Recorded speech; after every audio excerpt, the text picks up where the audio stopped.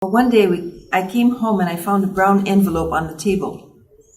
We were teaching the children, and interestingly, nobody said, "Where are our books?" No student, no parent said, "Where are your books?" As if God just blinded their eyes.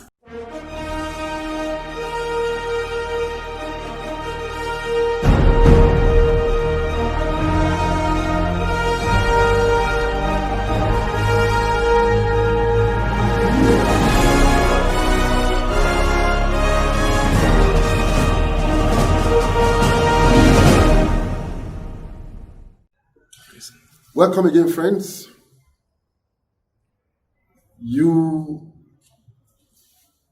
do remember that in the last video, I told you of God's help for the International Community School.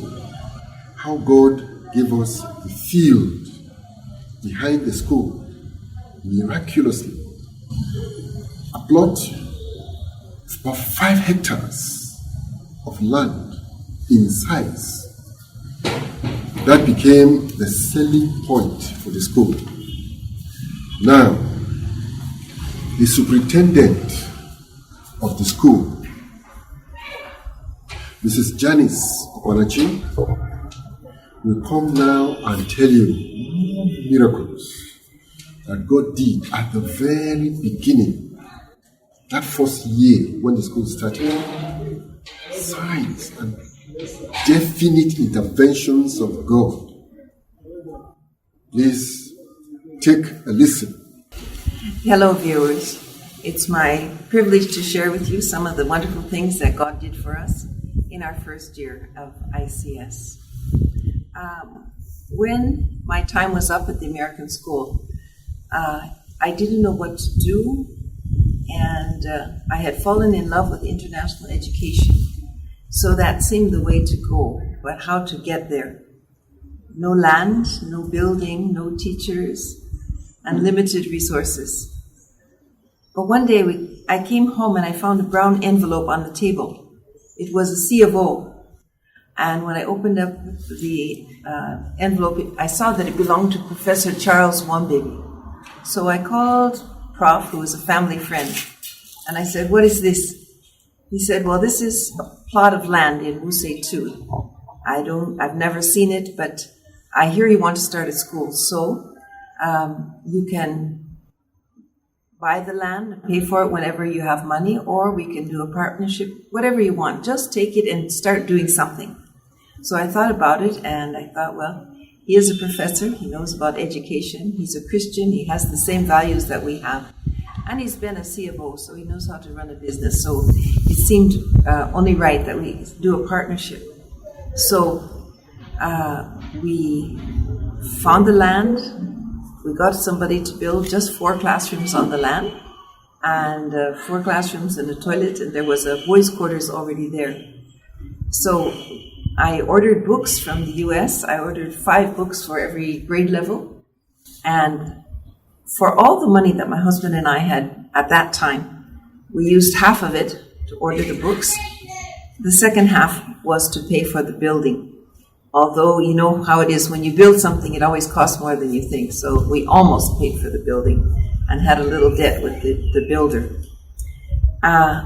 When it was time for school to open, the plan was that Prof should bring the books for us. We had them delivered to where he was staying. He was to come back with the books.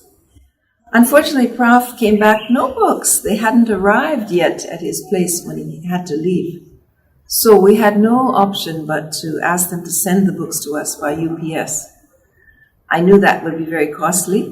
The cost of our books was $6,000 at that time. The cost of sending the books was also about $6,000, which by that time we did not have. But I just said, you know how you say in blind faith, well, God will do something. So the first week we had no books. 3 of us were teaching. Mrs. Umo, who had been the head of Napo School, was taking the early years. Mrs. Benjamin, an Indian friend from Jos, was taking grades 1, 2, and 3. And I was taking grades 4, 5, and 6. So we had no books, but being teachers, we made up some lessons. We chose a theme, and we were teaching the children. And interestingly, nobody said, where are our books? No student, no parent said, where are your books? As if God just blinded their eyes. After 1 week, the books arrived. It was like Christmas because the books were beautiful, colorful, and we were so excited. But then there was the UPS bill. Prof had a suggestion or had a thought. The books actually arrived just a few days, 2 or 3 days later than the date they were meant to arrive.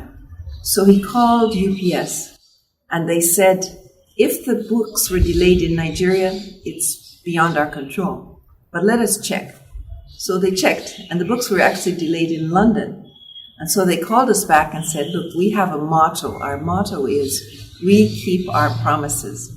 And we didn't keep our promise. We didn't get the books to you on the day we said. And so, if you've paid any money, we'll refund to you. If you get a bill and you haven't paid, just forget about it. Wow, $6,000 off like that.